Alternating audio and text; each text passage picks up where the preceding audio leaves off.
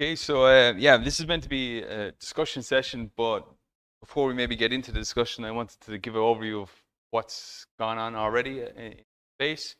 Um, so I don't know if it's really management is maybe the right word for what I'm going to talk about now. What we call it in the past was governance in general, talking about a need for governance. So we had some discussions on this already.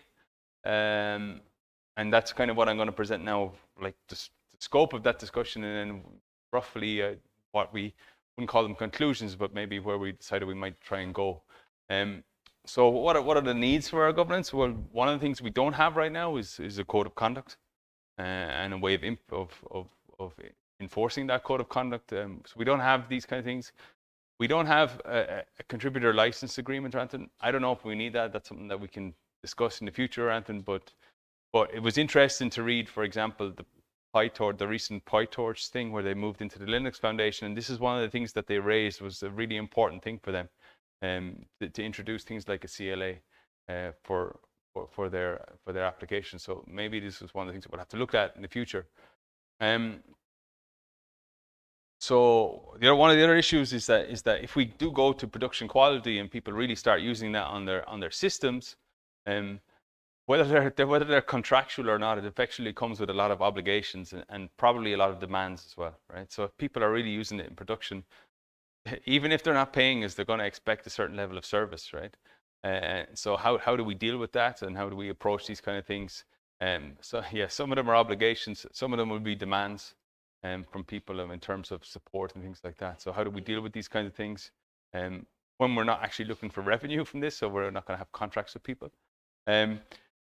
We need to work towards some kind of, in the end, we will need to work towards some kind of long-term strategy for the sustainability of the whole thing. It clearly doesn't come with zero effort. Okay, we've had no funding to date, but a lot of people have been putting in serious effort to get us to the point where we are right now. And that's come for free until now, and that's great. It's great that people actually volunteer their time because they want to do these things. They see it as important. But in terms of the long-term perspective, especially if people start using this thing the way we intend to use it, we need to know that there's a certain level of sustainability that we have, right? That there's certain things that we can do going forward. And then, of course, there's this general need to steer the ship, right? So we talked a lot this week about the terms of like things like scope creep, where we start looking at things and spending a lot of things that maybe are not, or maybe shouldn't be our priority, right? We have to be careful that we don't. We're all technically minded, or a lot of people are very technically minded and can get caught in details and perfection is the enemy of of achieving things. Right? So we have to be careful that we go in the right direction and that we're focused on the right things. So there's some level of steering that needs to be done in that respect. In terms of the governance models that are out there, you probably have what we've been doing up until now, which is this kind of duocracy. So those who are actually doing things, they're the ones who make the choices and how things are done. And that's worked reasonably well for us up until now. But as things grow, it's probably not something that's going to be sustainable in the long term, or people will be unhappy with that. There's another approach is the founder leader approach to governance, and that's kind of, well, you've seen that before, like into something like Python, but then you also have it like in terms of EasyBuild as well, right? So, ultimately there are decisions by somebody who's like the lead developer in the project. They could be quite democratic, but ultimately there is a single person who's really like the head of the governance. There's something like a self-appointing council or board. The problem with something like the self-appointing, it can be very hard for somebody who's not already in that group to break into it. So somebody coming from the outside, how do they ultimately get their way into the governance realm of a project? That's difficult. So something like electoral, actually like having elections for people on these things, that probably can be very time consuming, depends on the amount of people and things like that. And so there was, from where I got this slide, this is from a Red Hat webpage where I got this, is the quote there was that elections generally don't cause any turnover unless a project has explicitly has term limits on your membership of a board or something. So usually, even though there are elections, they usually don't change things very much. That's what was coming out of there. And then you have something like what's foundation backed, so like the Linux Foundation or something like that. So which is what happened to PyTorch recently. And that can come with significant overhead. So I'm not experienced in that space, and it would be great to hear from somebody who is, but it may actually have a lot of high overhead for us, or for a project, right, to move into that space. I don't know anything about that. I don't know if anyone wants to make any comments on.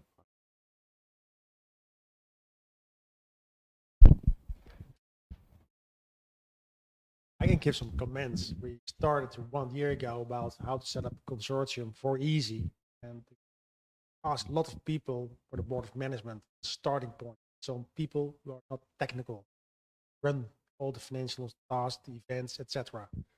So I found 2 people after 6 months of searching. Was the CTO of Groningen, one of the managers, Dell. Third one was CTO for someone else, I believe. You cannot have someone in Ghent who was interested to join.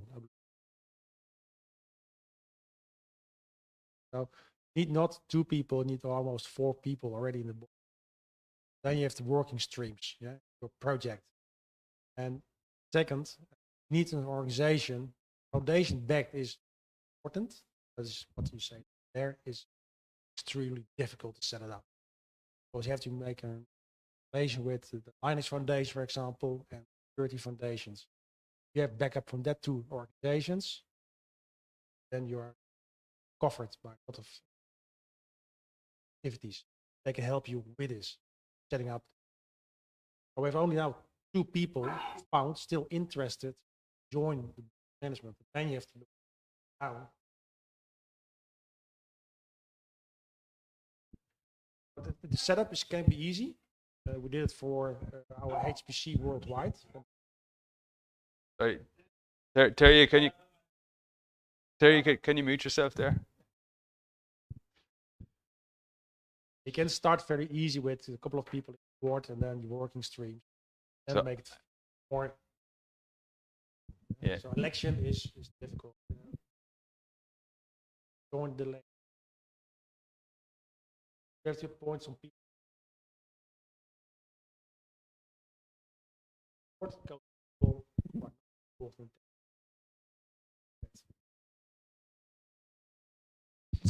So I'm kind of going to come to that a little bit. So one of the things we said is that there, did I already say this?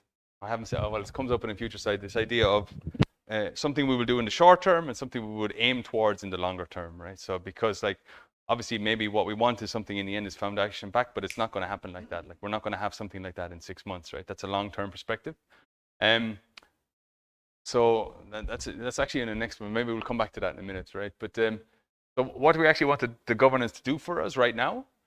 So one of the things that has happened already, right, especially with the success of the project, is that we've had requests for MOUs, and we have no way of dealing with that, right? So EESSI is ephemeral; it's not something, right? And so how do we deal with the request for something like that? We don't have a way of doing that right now, or any recommendation within the project about how we might deal with that. We also need some help in navigating the EU funding landscape a little bit. For the main reason being that we're probably likely to rely on it, at least in the short to medium term. And we already do. I mean, we're lucky, right? We've been successful to some extent, but that's only going to get us 4 years down the road.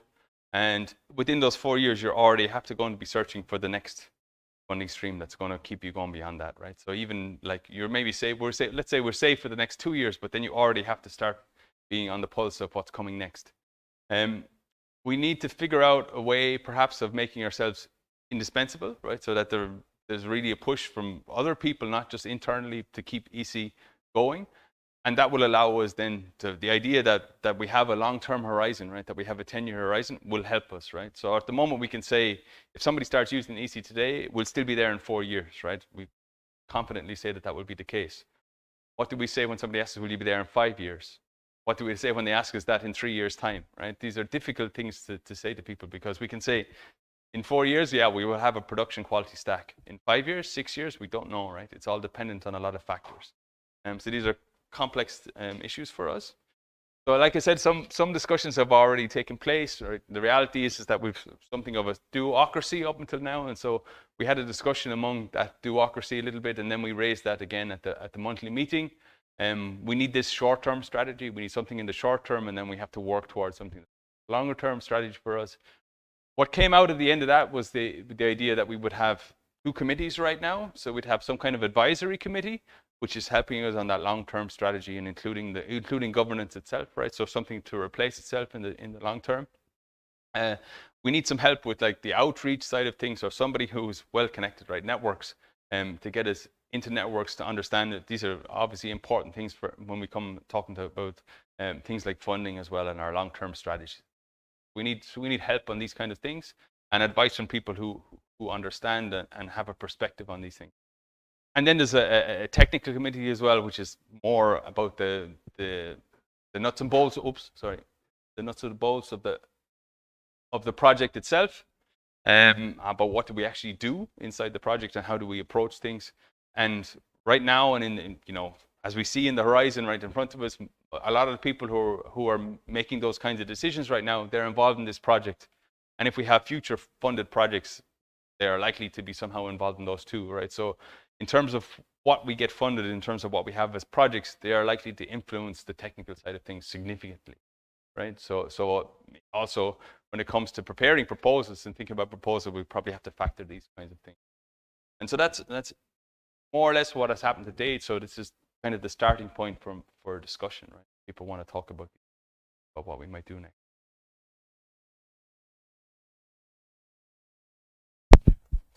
So the advisory committee would indeed be people like Jarko mentioned, who are not really actively involved, technically involved with the project, or have at least have a high level understanding of what we want to do, but they don't need to know all the details. Which I think makes sense, right? I mean, I certainly, you, Jarko, have a very good network. Yeah, you can pull strings left and right, and suddenly things start moving, and yeah, that's very important for the project as well.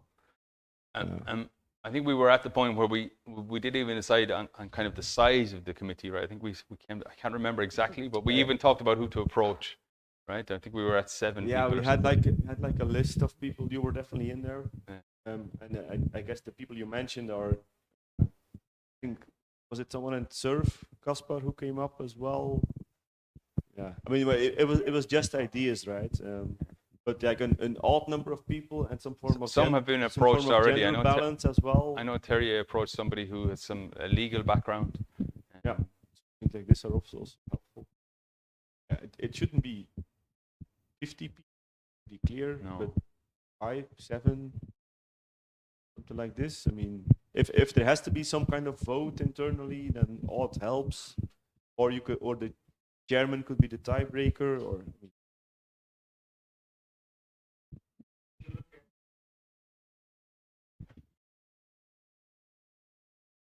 If you look at some points on that sheet, funding advisory, also legal is important, of course. For people doing this already today, especially CTOs are working on this. I ask the questions about why. Need that kind of people. We are enthusiastic. We like to move faster. They will shut us down a little bit about there are the milestone steps you have to do. Are you there?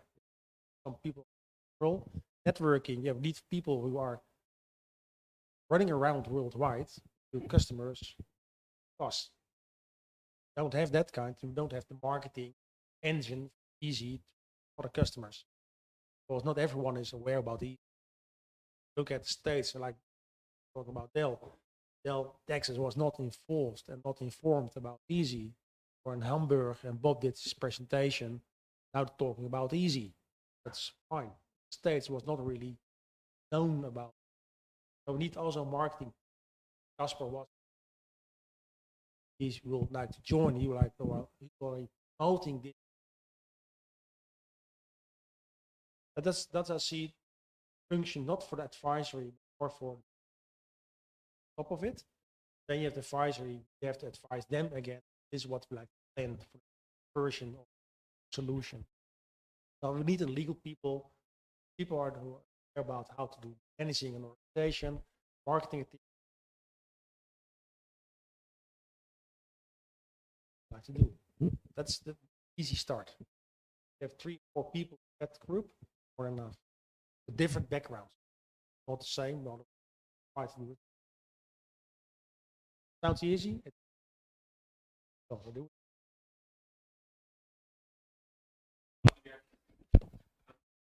Set that up.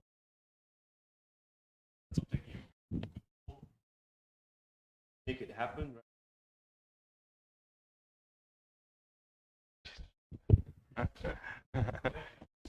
Need more mics, huh? I was Oh, already wait. starting, so I was a little bit slowed down because we were doing other activities. We have two people. I can talk to them. That they can also already start thinking about how the consortium. Or well, I named now consortium, but the name doesn't matter. And I can also ask our legal department, because we have set up many consortiums as Dell. Maybe our legal team has some ideas about how to set it up and use it, not use it. Some input for them.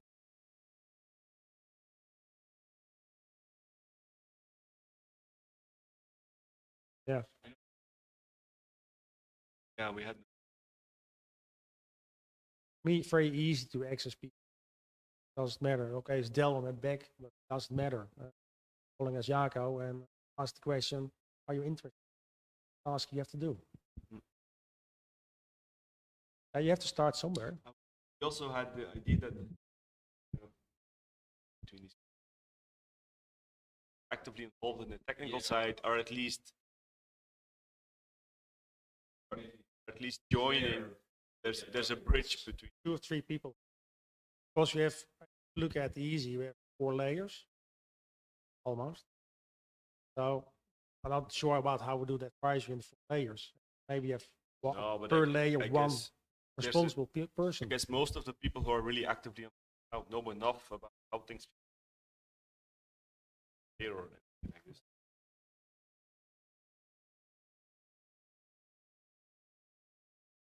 Yeah, you'll at least the technical people have a better understanding of how things fit, what makes sense and what doesn't. I mean, there are probably at least 2 you need, or maybe those people overlap. Right? You're going to need, like, in terms of the project stuff as well. So if we're involved in projects, you need somebody who knows what's going on in those things, as well, aside from the EESSI stuff, right? Like the EESSI framework, the whole thing, but then also that we're involved in what they are. But Kenneth, I have to look to you because you're a little bit the spokesman already for EESSI. Well, after that, you're going to become the spokesman. But you can also say, I'm the architect. You're involving, you're informing the management board about what are the next steps. You need only 1 or 2 persons do this kind of activities. People are really active in the group. So you are very active. Ellen is also very active, and Norway active people.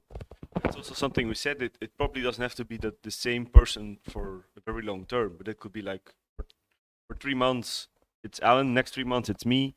Also, there's some kind of rotation there as well, and that's probably a good thing. So you have full back. Somebody else can step in and take it over. So you always have a backup. Yeah. That's a starting point. Yeah. Board, advisory board. Well, then 2 or 3 spokesmen who are advising the management board. What are the activities, and also back to below to the technical people. Yeah. This is what we like to build. Bridging next release. Both sides. Yeah. Then you have the gateway between management, gateway to developing. Mm-hmm. Maybe then you have to split layers, maybe 5 layers. Who's then responsible for the work stream for 5 layers? Yeah, I have it. Yeah, that's maybe a good idea as well. Just on technical level, like having. Well, we sort of already have that, right? It sounds a little bit as an organization. That's you like to work, because you're not freewheeling anymore. Responsibility. Yeah, we have to get more organized, more structured. Look like as an organization. As you described it there, that's already a level above what we have up here, right? So because you mentioned management and then the advisory committee and then the technical, that's already a different level that we haven't discussed, right? So yeah, I don't know. I mean, I think probably we would form the advisory committee, talk about. I don't know what would that look like? What's the purpose of that now for us? I mean, how does they would we have to think about that, because we have all these obligations within the project, right?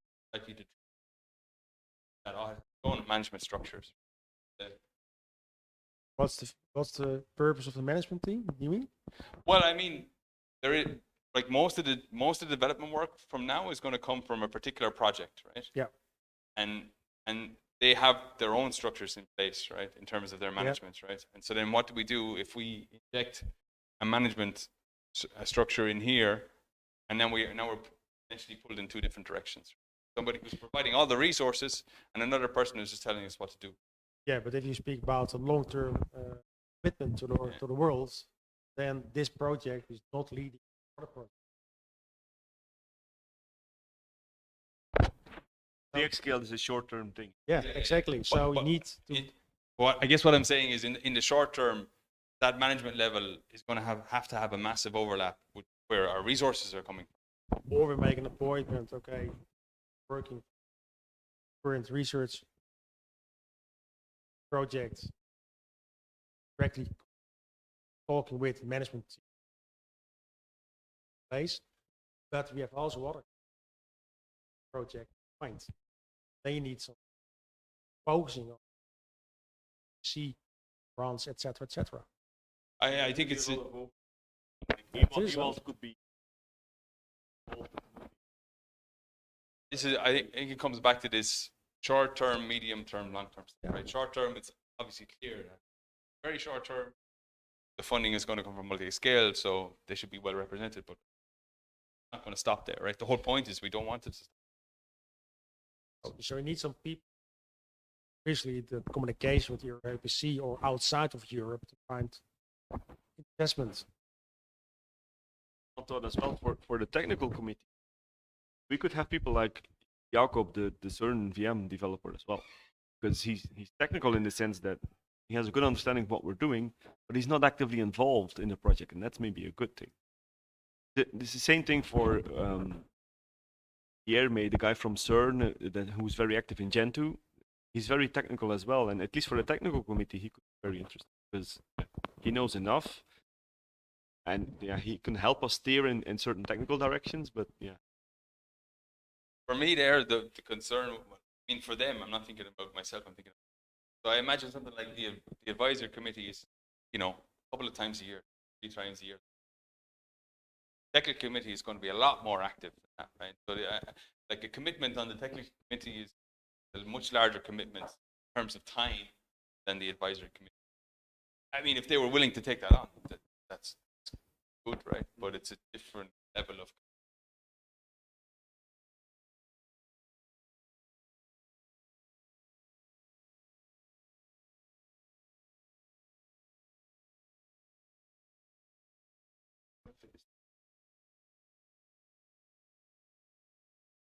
Also look which technology are we using and are important players in that layer.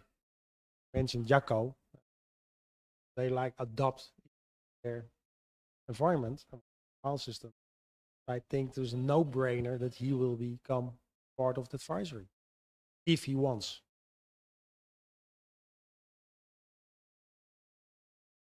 He can steer us, so we can steer him.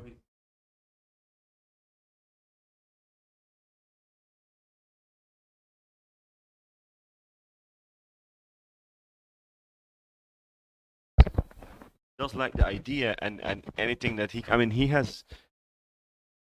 been working in CERN for a very long time, so he must have a very good network as well.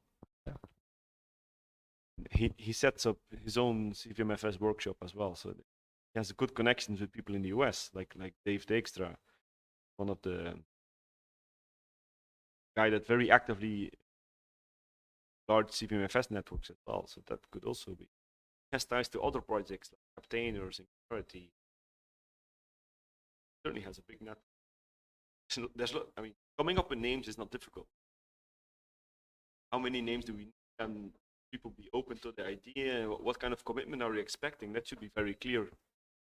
Well, and also, what do we want from the advisory committee in the short term, right? Or in a certain length of time, right? What's the most important aspects right now? Like for us, I'm not sure, to be honest, right? Considering again to step with that to Intel, like you make our lives a bit. Yeah, but we wouldn't necessarily be approaching them to be on that committee. Certainly not at this stage, right?